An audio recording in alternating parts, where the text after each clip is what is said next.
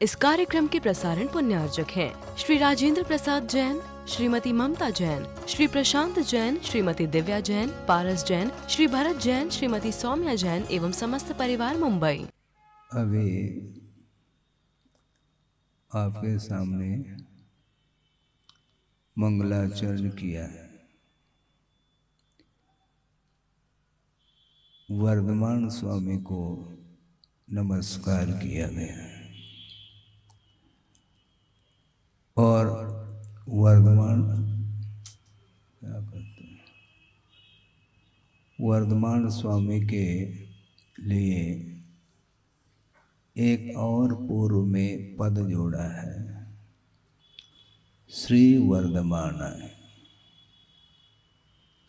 वर्धमान स्वामी के लिए तो नमस्कार कर रहे हैं, किंतु श्री वर्धमानाय कहा। श्री का अर्थ क्या होता है? लक्ष्मी।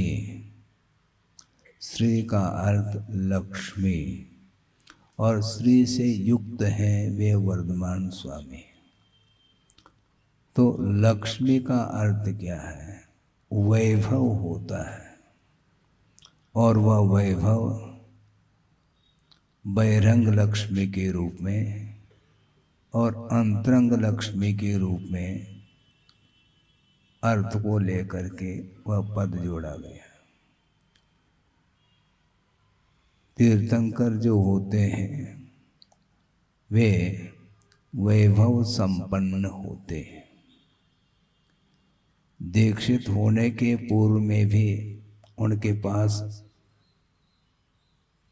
वैभव जो रहता है वह अन्यत्र उस क्वालिटी का वैभव देखने को नहीं मिलता। सौधर्म इंद्र के पास वैभव कम नहीं है, किंतु तीर्थंकर की तुलना में उनका वैभव भी फीका पड़ जाता है।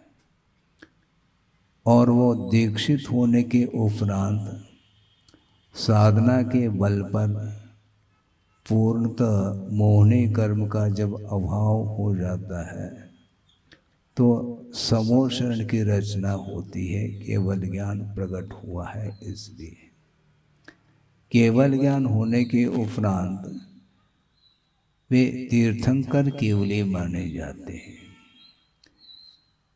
एक सामान्य केवली और एक तीर्थंकर केवली। सामान्य केवली के पास भी केवल ज्ञान विद्यमान है और तीर्थंकर के पास भी केवल ज्ञान विद्यमान है।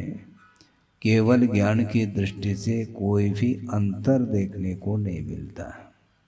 केवल ज्ञान के माध्यम से पूरा का पूरा जो विश्व है उनके ज्ञान में अवतरित हो रहा है।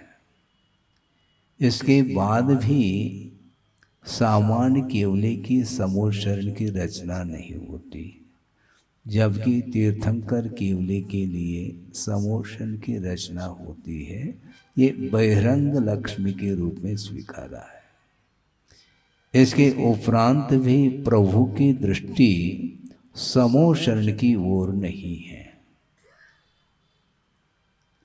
ये मेरा समोशरण है। इंद्र की आज्ञा से, सौधर्म इंद्र की आज्ञा से कुबेर ने रचना की है समोशरण की। इसका मैं स्वामी हूँ। वह किसी के स्वामी नहीं है। आप मान लो, ये अलग विषय है। वह जगत पूज्य है, तीन लोक के नाथ बने हैं, तीन लोक के स्वामी हैं, ऐसा हम कह रहे हैं। वे स्वामित्व का अनुभव उन्हें नहीं हो रहा है। आप ही कह रहे हैं प्रभु आप हमारे स्वामी हैं, हमारे पालन करने वाले आप हैं। आपके द्वारा मेरा कल्याण होने वाला है, जगत का कल्याण होने वाला है। इसलिए तीन लोक के स्वामी आप हैं और समोशरण भी उन्हीं का है। इसके बावजूद भी उनकी दृष्टि में ये नहीं आ रहा है कि ये मेरा ये वैभव है, मैं इसका स्वामी हूँ। क्योंकि स्वामित्व भाव अपने आप में मोहनी कर्म के बिना संभव नहीं है। पर वस्तु के प्रति संबंध जोड़ने का जो भाव जागृत होता है वह मोहनी कर्म का कार्य माना है। मैं इसका स्वामी हूँ, मैं इसका भोक्ता हूँ, मैं इसका करता हूँ, ये सारे सारे टाइटल जो लग रहे हैं ये मोहनी कर्म के ही एक परिपाक के रूप में है। मोहनी कर्म का संपूर्ण अभाव होने के उपरांत जिन्हें केवल ज्ञान उत्पन्न हुआ है और तीर्थंकर प्रकृति का उदय हुआ है, उसका परिपाक है, वह समोषण की रचना हुई है। इसके बावजूद भी उनकी दृष्टि किस ओर है? दृष्टि नासा पे धरे न आशा पे धरे। उनकी दृष्टि किसी की ओर नहीं, उनके अंदर आशा नहीं पल रही है। उनकी दृष्टि नासा के अग्रभाग पर टिकी हुई है। दिव्य शरीर उनका है, हम मान रहे हैं, किंतु वो कहते हैं ये मेरा शरीर नहीं है, क्योंकि ये पौद्गलिक है। औदारिक शरीर नामकरण के उदय से शरीर की रचना होती है, किंतु आत्मा के साथ इसका क्या संबंध है? इसका स्वरूप भिन्न है, मेरा स्वरूप भिन्न है। इस प्रकार उनकी दृष्टि बनी हुई है। दिव्य शरीर की ओर भी उनकी दृष्टि नहीं जाती है। उस प्रकार का दिव्य शरीर किसी को भी उपलब्ध नहीं है, ये भी उनके ज्ञान में है। इसलिए वह किसी को भी नहीं देखते हैं, क्योंकि किसी को देखेंगे फिर तुलना का सवाल उठता है। कंपैरिजन जिसको बोलते हैं आप, तुलनात्मक दृष्टि तभी बनती है जब वह किसी न किसी वस्तु के साथ वह संबंध जोड़ देता है। एक ही वस्तु है तो उसमें तुलना नहीं हो सकती है। और समोषण में सारे लोग बैठे हैं, उनके शरीर के साथ और अपने शरीर के साथ तुलना करेंगे तब उसमें हीनादिकता देखने में आ सकती है, आती है। और ये सारा विषय बिना मोहनी कर्म के संभव नहीं है। इसलिए वो अपने दृष्टि को एकाग्र करके बैठे हैं। वैभव यह बहिरंग लक्ष्मी है, अंतरंग नहीं। और बहिरंग लक्ष्मी हमेशा नश्वर हुआ करती है, शाश्वत नहीं है वो लक्ष्मी। क्योंकि जिस समय निर्वाण को प्राप्त करते हैं उसके पूर्व में ही समोषण का विलय हो जाता है, समोषण बिखर जाता है। क्यों बिखरा? वही चले गए, उसका कोई दूसरा स्वामी हो जाए नहीं। चक्रवर्ती की जो संपदा है, जब तक चक्रवर्ती है तब तक उसकी संपदा उसके साथ चल रही है। किंतु चक्रवर्ती मान लो मोक्ष को प्राप्त कर गए तो 84 लाख हाथी हैं कहाँ रहेंगे? उसका स्वामी कौन रहेगा? 84 लाख व्यक्ति आ जाए, एक एक हाथी लेकर के चले जाए। 18 करोड़ घोड़े हैं, इतने लोग आ जाए, एक एक घोड़े जो है ना, और इतने रथ है। यहाँ पर 7 रथ चल रहे हैं, बताते हैं 18 करोड़ रथ हैं। उसका स्वामी कौन है? जो स्वामी नहीं है वह संपदा वह किसी की नहीं रहेगी। तो उसी प्रकार जब निर्वाण का लाभ होता है प्रभु को, उस समय वह समोषण सारा बिखर जाता है। और निर्वाण होने के तत्क्षण ही वह उनका दिव्य शरीर भी इसी आकाश में, वातावरण में वह विलीन हो जाता है। सारे परमाणु बिखर जाते हैं। वो उतने परमाणु थे, इस प्रकार भक्ति करने वाले कह रहे हैं, किंतु वह परमाणु भी शाश्वत नहीं है। और वह सारे सारे परमाणु सामान्य हो गए वह किसी के द्वारा वह वर्णाएं ग्रहित हो सकती हैं, इसमें कोई बाधा नहीं है। उनके पुण्य के उदय से उस प्रकार के शरीर की रचना हुई थी और वह शरीर नाम कर्म का अभाव हो जाता है तो वह जो शरीर जिसकी रचना हुई थी वह भी बिखर जाता है। ये बिखरने वाला ये पदार्थ है, पौद्गलिक वस्तु, उसके प्रति किसी भी प्रकार से राग और द्वेष का भाव नहीं आना चाहिए। अंतरंग लक्ष्मी वह शाश्वत है जो कि अनंत चतुष्टय के रूप में स्वीकारा है। अनंत ज्ञान, अनंत दर्शन, अनंत सुख और अनंत वीर के रूप में स्वीकारा है। आपके पास कितनी शक्ति है, जवानी में शक्ति रहती है और बुढ़ापे में अब शक्ति नहीं महाराज, हाथ पैर काम नहीं कर रहे महाराज।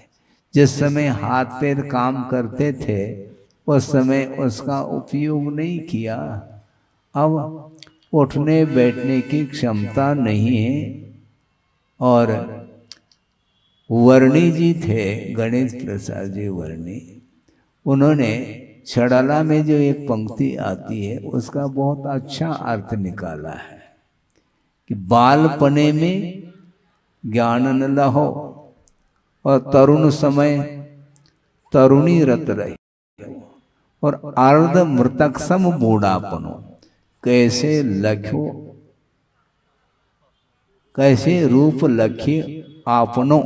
अब सोचो जो वृद्धावस्था बुढ़ापा उस अवस्था में अर्ध मृतक सम कहा, इसका बहुत अच्छा अर्थ निकाला था उन्होंने। अर्ध मृतक का अर्थ है कि बुढ़ापे में दो व्यक्ति उठाते हैं बिठाते हैं, इसलिए वह आधा मृतक है, और पूरा मृतक हो जाए तो 4 व्यक्ति की आवश्यकता पड़ती, इसलिए वह आधा दो व्यक्ति उठा रहे हैं बिठा रहे हैं, और पूरी तरह से मृतक हो जाएगा तो 2 व्यक्ति से उठेगा नहीं, वो उसको 4 व्यक्ति चाहिए। सोचो विचार करो। इसके बाद भी उसकी वृत्ति, उसकी तृष्णा, उसकी आशा समाप्त नहीं हो रही है। सारे इंद्रियां शिथिल हो चुकी हैं, पूरा शरीर जर्जर हो रहा है, किंतु मन जर्जर नहीं हो रहा है। अभी भी वह वंश मोर कहता है, यहाँ तक कि वह निदान के माध्यम से भविष्य में भी इसी प्रकार की संपदा और वैभव प्राप्त हो, इस प्रकार का भाव रखता है, इसलिए उसकी आशा टूटती नहीं। भवांतर में भी वह आशा बनी रहती है, भवांतर में भी स्नेह बना हुआ रहता है। इसलिए जिस व्यक्ति के साथ जिसका जितना प्रगाढ़ संबंध है वह व्यक्ति भवांतर में जाकर के उसी व्यक्ति के साथ उसका संयोग हो जाता है। क्यों होता है संयोग? संयोग एक में नहीं होता, 2 में संयोग होता है, और उसी व्यक्ति के साथ संबंध जुड़ रहा है, क्योंकि वह अतीत के ये ऐसे संस्कार हैं जिसको स्नेह बोलते हैं। स्नेह का अर्थ है चिकनाहट। हाँ सुनो, परमात्मा हम बाद में कहेंगे, वह चिकनाहट के द्वारा ही वह प्रमाद होता है। चिकनाहट स्निग्ध रूक्षत्वाद बंधः, स्निग्धत्व और रूक्षत्व ये गुण ऐसे हैं पुद्गल में जिसके माध्यम से एक परमाणु दूसरे परमाणु के साथ संबंध को प्राप्त हो जाता है। इसको बंध बोलते हैं, और बंध ही संबंध माना जाता है। और संबंध एक में थोड़ी होता है, 2 में संबंध होता है। लगता है ये पृथक बैठे हैं, हमारी दृष्टि से वो सारे पृथक हैं, किंतु एक दूसरे के साथ उनका अटैचमेंट रहता है। तभी तो पति पत्नी का संबंध, और पति का अर्थ ही स्वामी, स्वामी की चर्चा भी हो ही रही थी, वो उसका स्वामी है। और जहाँ पर स्वामित्व भाव आ गया, वह पृथक भी क्यों ना हो, उस वस्तु के साथ, उस व्यक्ति के साथ उसका प्रगाढ़ संबंध रहता है। राग का संबंध इसी को बोलते हैं। एक बहुत अच्छा हाइकू आपके सामने रख रहा हूं जो गुरुदेव ने दिया है। आपकी दृष्टि में क्रोध तो आ रहा है, क्रोध ठीक नहीं महाराज। महाराज इस लड़के को थोड़ा समझाओ आप, क्यों? तो बहुत क्रोध करता है। अच्छा, हम तो नहीं करते क्रोध महाराज, ये तो क्रोध करता है। अच्छा, आप लोभ नहीं करते? हाँ, लोभ तो कर, मतलब लोभ कषाय नहीं है, मात्र क्रोध ही कषाय है। 25 कषाय गिन करके तो दिखाओ कम से कम। क्रोध को कषाय मानोगे और अन्य जितने भी वो कषाय नहीं है क्या? सबसे भयानक यदि कोई कषाय तो लोभ कषाय माना है।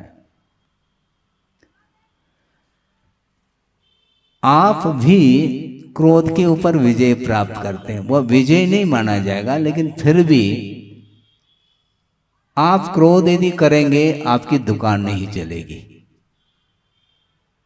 सारे जो ग्राहक हैं लौटते चले जाएंगे। ग्राहक न टूटे इसलिए आप क्रोध के ऊपर नियंत्रण रखते हैं, किंतु लोभ के ऊपर नियंत्रण नहीं आपका। हाँ, इसलिए आचार्य कहते हैं द्वेष जो है ये अपने आप में कषाय है, किंतु इससे भी भयानक कषाय लोभ है अथवा राग है, ऐसा कहा है। और हाइकू आपके सामने रख रहा हूं। द्वेष से राग विषैला होता है। द्वेष से राग विषैला होता जैसे शूल से फूल।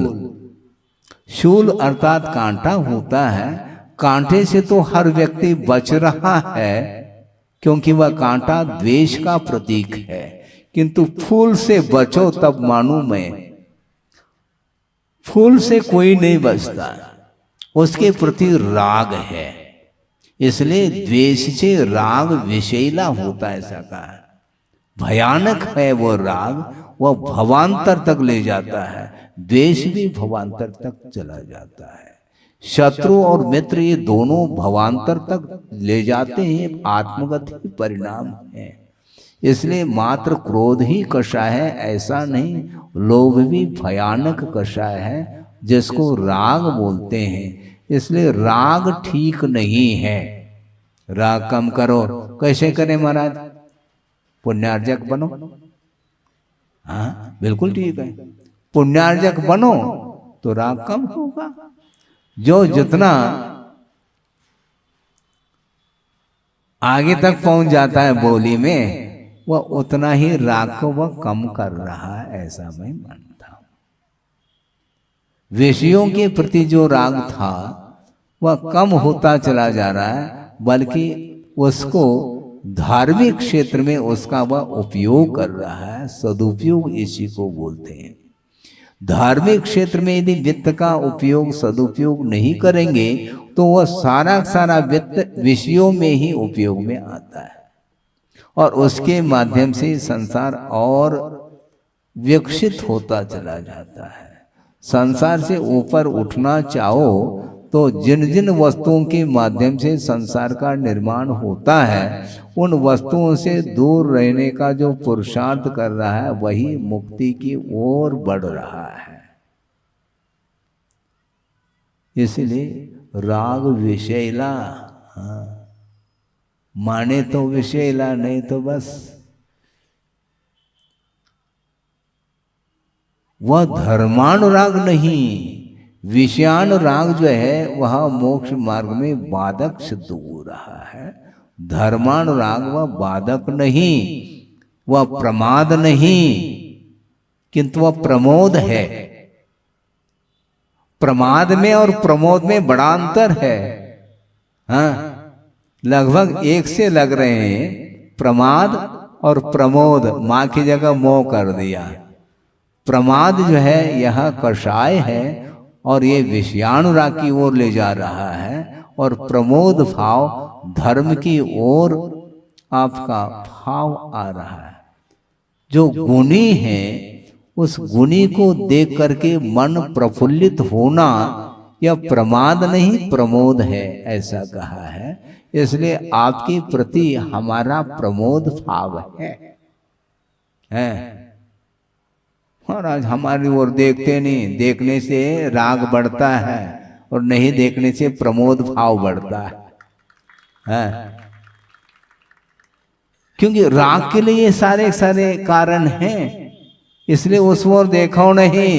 यदि देखना है तो प्रमोद भाव की अपेक्षा से देखो। इसी को वात्सल्य के रूप में लिया जा सकता है। सामायिक में बैठते हैं श्रमण लोग, उस समय कोई प्रमोद भाव नहीं आता, न वहां पर प्रमाद पलता है न प्रमोद भाव पलता है। इन दोनों से ऊपर उठा हुआ रहता है वह साधक। तब कहीं जाकर के वो मोह का विनाश कर पाता है। मोह को समाप्त करना है तो बिल्कुल सारे सारे इंद्रियों को समेट करके मन को कहाँ पर केंद्रित करना है, जहां पर मन नहीं लग रहा है वहां पर केंद्रित करना है। कहाँ पर मन लगता है? आपका तो मन लगा हुआ है, जहां पर लगाना वहां पर आप लगा रहे हैं। लगाने का पुरुषार्थ भी नहीं कर रहे, वहीं पर लग रहा है वो है, अनायास लगता है वो। और जहां पर नहीं लगता है वहां पर आयास अर्थात पुरुषार्थ की आवश्यकता पड़ती है। पंच परमेष्टि में मन आपका नहीं लग रहा है तो इसलिए स्पष्ट है उसको छोड़ करके फिर पंचेंद्र के विषय आ गए। वो भी पांच हैं और ये भी पांच हैं, और ये इष्ट है वो अनिष्ट है। समस्या ये है, पंचेंद्र के विषय कभी भी इष्ट नहीं हो सकते। जिसको पंचेंद्र के विषय इष्ट लग रहे हैं तो वह उसकी दृष्टि परमेष्टि से हट जाती है। महाराज फिर हम वही करते रहे क्या आप जैसे कर रहे हैं, तो आप और क्या करना चाहो? संसारी प्राणी जो भी कार्य कर रहा है वो रुचिवत कर रहा है, विधिवत करना चाहिए। क्या विधिवत अर्थात आगम में जैसा लिखा है उसके अनुरूप हम क्रियाओं को बनाएंगे तो निश्चित रूप से विकास हुए बिना रह नहीं सकता। यह विश्वास का विषय है। चाहने से कोई भी वस्तु हासिल नहीं होती, पुरुषार्थ के द्वारा। मुझे मोक्ष मिल जाए, ये केवल भावना रखने मात्र से मुक्ति मिल जाएगी, तो फिर ऐसी स्थिति में वस्त्र उतारने की कोई आवश्यकता नहीं। मुझे मिल जाए तो मिल जाए, तो हवेली में ही मुक्त हो जाएगा वो। ये सब क्या है? चाहने से नहीं, चाहो नहीं, पुरुषार्थ करो।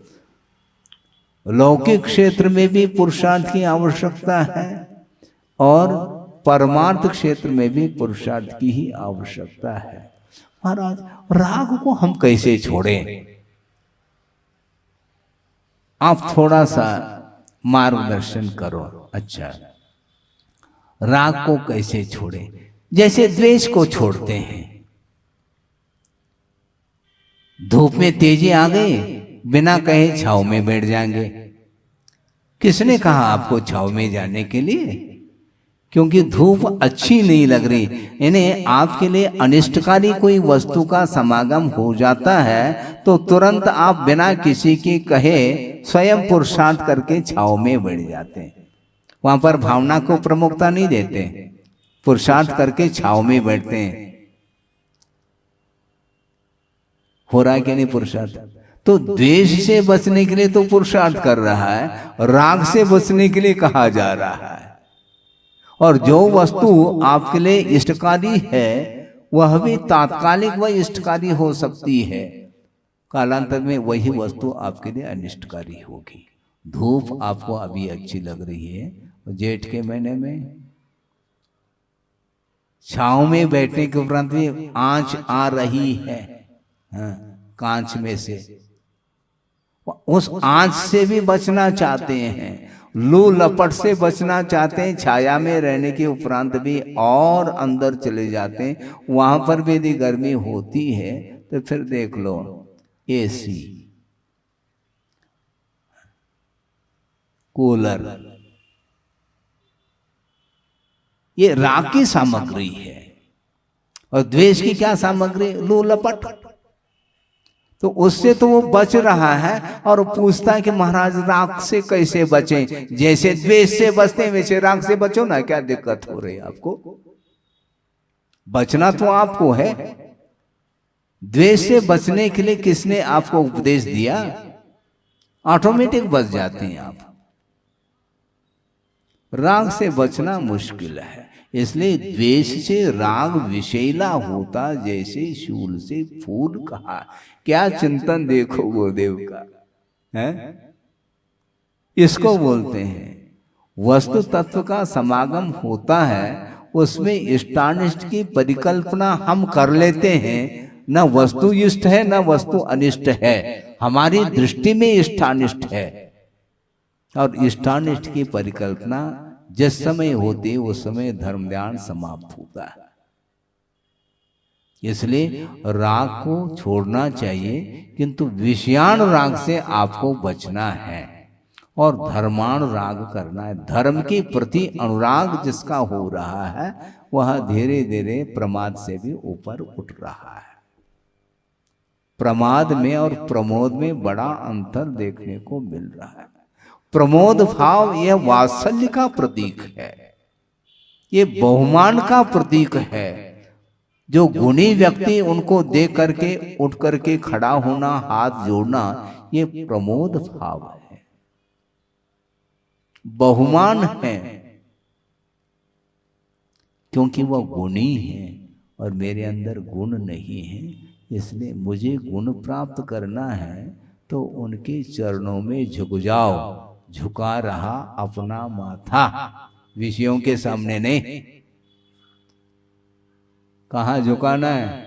जहां झुकाना चाहिए वहीं झुकाना है। अन्यत्र यदि झुकोगे तो फिर कोई उठाने वाला नहीं। फिर स्वयं झुक गया और स्वयं उठे, उठाने के लिए दूसरे के लिए सहारा दे चाहता है, झुके क्यों?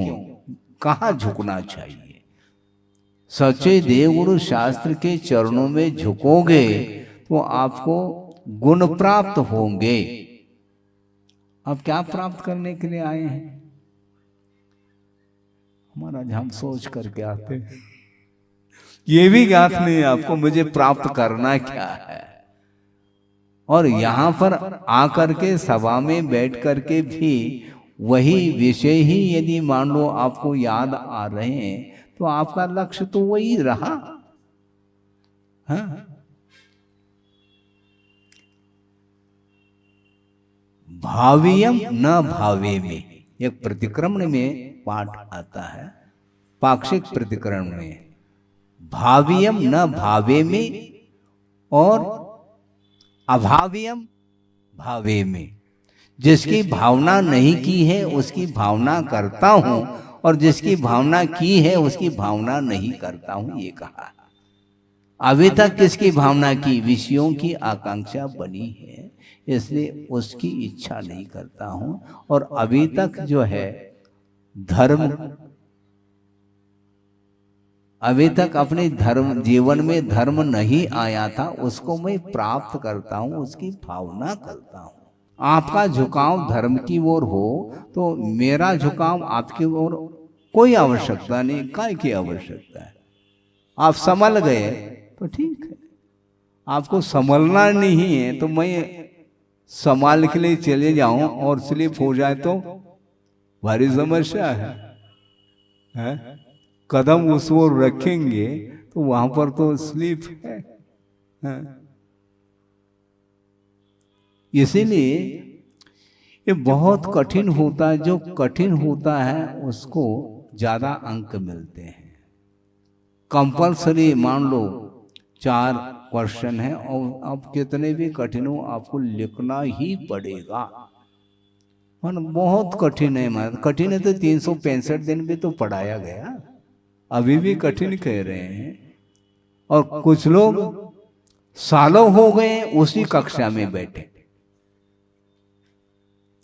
वो आगे की कक्षा है ही नहीं, समाप्त हो गई वो कक्षा, जबकि और भी कक्षाएं हैं लेकिन वो नहीं बैठ रहा है। और उसमें भी ज़्यादा विकल्प हम इसलिए नहीं करते क्योंकि आगम में भी कहा है योग्योपादान योग्य न, उनकी उतनी योग्यता हो सकती है, कोई बात नहीं, उनके लिए भी आशीर्वाद, लेकिन उसी कक्षा में बैठो इसके लिए आशीर्वाद नहीं दे रहे हैं। यदि शक्ति है तो वो बढ़े, नहीं है कोई विकल्प नहीं करते हुए वह यथाशक्ति व्रतों का पालन करने के लिए कहा गया है। इसलिए कोई अनुवृत्ति होता है, अनुवृत्ति में भी कोई दूसरी प्रतिमाधारी आदि आदि बहुत सारे उसी कक्षाएं हैं। 11वीं प्रतिमा तक वह पंचम गुणस्थान वर्ती ही माना जाता है, किंतु उसके स्तर बढ़ जाते हैं। कक्षा एक होकर के भी गुणस्थान की अपेक्षा से उसमें स्तर बढ़ता चला जाता है, क्वालिटी बढ़ती जाती है। हाँ, ए क्लास, बी क्लास, सी क्लास, ये क्लास क्या है, ये ए क्लास वाला चाहिए हमें, तो बिल्कुल ही यूनिक A1 है वो। तो उसी प्रकार यहाँ पर भी है कि धर्म की साधना आराधना करने के लिए भिन्न भिन्न साधन होते हैं, उन साधनों का सदुपयोग करते हुए जाएंगे, निश्चित रूप से उसके माध्यम से पुण्य संचित होता चला जाता है। और पुण्य संचित होगा तो भविष्य में जो कुछ भी साधना करने के लिए सामग्री की आवश्यकता पड़ती है वो पुण्य के माध्यम से आपको मिलता चला जाएगा। और विशिष्ट सामग्री जब प्राप्त कर लेते हैं उसका यदि सदुपयोग करेंगे तो वह आपके मुक्ति के लिए वह कारण बन सकता है, नहीं हो तो नहीं बनेगा। चतुर्थ काल की प्रतीक्षा करोगे आप, ठीक है ना महाराज, आज पंचम काल है। अतीत में जब अनंत बार चतुर्थ काल आया था उस समय अपन थे, उस चतुर्थ काल का सदुपयोग क्यों नहीं किया? सद्भाव में सदुपयोग नहीं करता और अभाव में प्रतीक्षा करता है। ऐसा ही होता है, अभाव में हमेशा प्रतीक्षा, अभाव में अपेक्षा। प्रतीक्षालय में बैठो, गाड़ी आ रही क्या नहीं, गाड़ी निकल चुकी है, उस समय आपको झपकी आ गई, अब क्या कर सकते हैं हम? भारी समस्या है, अलर्ट रहना चाहिए। प्रतीक्षा करते हैं, अपेक्षा रखते हैं, जब वस्तु मिल जाती है साधन सामग्री, उसका सदुपयोग करने के लिए उस समय पता नहीं कहाँ पर वह अपने आप को खो जाता है, वो झपकी आती है। महाराज आप प्रवचन करते हैं तो हमें नींद आती है, आप स्वाध्याय करते हैं, तत्व चर्चा करते हैं तो नींद आती है? और नोट का बंडल गिनते समय आपको कभी झपकी आई है क्या? नहीं आ सकती, आ भी रहे हो तो चली जाएगी। उसमें कैसी एकाग्रता, उसमें कैसे आलस रहित होकर के आप करते हैं, वो रुचि है ना। जिस वस्तु के प्रति आपकी लगनशीलता है, रुचि है, वही विषय, वही सब कुछ अच्छा लगता है, बाकी कुछ दिखता ही नहीं। प्रभु के सामने पहुंचने के उपरांत भी यदि मन में विषय के ही विकल्प बने हुए हैं तो प्रभु के सामने केवल वह खड़ा है, हाथ जोड़ करके खड़ा है, मन को जोड़ा नहीं। मन को भी जोड़ो, मन के हाथ भी जुड़ जाए। तन के तो जुड़ गए हैं और मन के हाथ जुड़ नहीं रहे, इसलिए वहाँ पर जाने के उपरांत भी जिस वस्तु को प्राप्त करना चाहिए वो नहीं कर पाता है। इसलिए पूरी चेष्टाएं, चाहे वह मानसिक हो, चाहे वाचनिक हो, चाहे शारीरिक हो, ये तीनों चेष्टाएं धार्मिक होना चाहिए, तब कहीं जा कर के वह इच्छित वस्तु मिल सकती है। इसलिए मोक्ष पुरुषार्थ करेंगे तो मुक्ति मिलेगी, नहीं है तो जहाँ पर है, जिस दरी पर है वहीं पर बैठना पड़ेगा। और क्या, बार बार दरी हटाओ, दरी बिछाओ, ये करते रहो। हैं? अच्छा तो नहीं लगता, तो अच्छा आपको जो अच्छा लगता वो आप कर रहे हैं ना। समस्या ये है, जो आपको अच्छा है वही कर रहे हैं आप। सहारा भर भगवान का लिया है, ये बात अलग है, लेकिन भगवान का सहारा लेने के उपरांत भी भीतर इच्छा किस वस्तु की है। विषयों की इच्छा यदि बनी है तो आप भगवान का सहारा ले या बिना सहारा, जिसकी इच्छा है वो निदान के माध्यम से प्राप्त कर रहा है। भगवान की क्या आवश्यकता है? भगवान की बिना आराधना किए वह विषयों के लिए आराधना कर रहा है, भगवान की थोड़ी कर रहा है आराधना। इसलिए मोक्ष मार्ग में अथवा धार्मिक क्षेत्र में आने के उपरांत धर्म ही इष्ट होना चाहिए, और अन्यत्र जाने के उपरांत भी पुनः धर्म की आराधना करने के लिए वह कुछ समय के लिए जाता है, पुनः वहीं पर आता है।